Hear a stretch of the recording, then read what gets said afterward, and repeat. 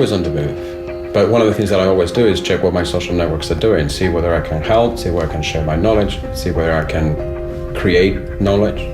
And then from there onwards, what I do is I check my diary to see where I have to go.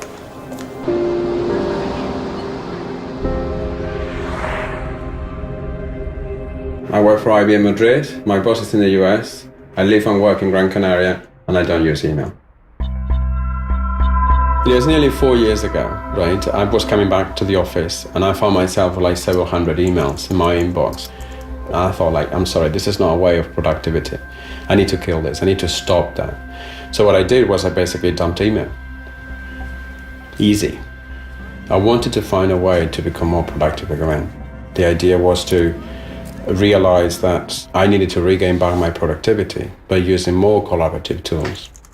I created a blog post where I told everyone in the company and outside that I was going to stop using email. And instead I was going to use social software tools, right? My colleagues were shocked. They were telling me, how are you going to do that? You're crazy. We are an email-driven company. You're not going to survive. We're going to give you like 2 weeks. Well, I've been doing it for 3.5 years and I'm still there. And I'm doing it every day. What it's meant for me, it's meant a new way of working, where I become a lot more collaborative, a lot more open, and more importantly, I share a lot more of my knowledge. I'm no longer the bottleneck. What I have decided to do was to design a new way of working for me and my colleagues.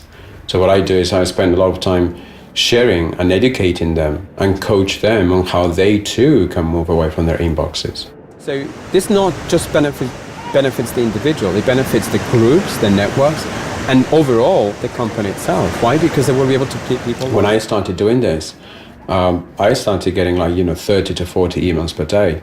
Now I'm just getting 16 per week. I was closed, private, with power struggles, into more open, transparent, and engaged tools, social networking tools. I become a lot more helpful to other people because I'm no longer just working on 1 or 2 individuals' work. I'm actually helping out the social networks become better at what they do already. With your email, right, you no longer have the control. You always depend on other people. In social networks, you control the flow. You control who you network with, who you share knowledge with, and who you collaborate with.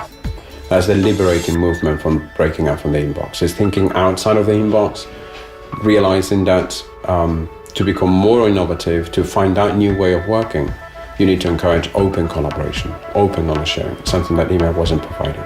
So what I did was basically break the chain. The main shift for corporations is that for the first time they're realizing they have got a huge amount of hidden talent behind the firewall. They're people.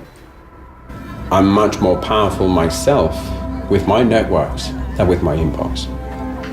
Email will survive. It will still be there. There are good use cases for it. What we're going to see is we're going to see how it's going to transition from being a content repository to being a messaging and notification system.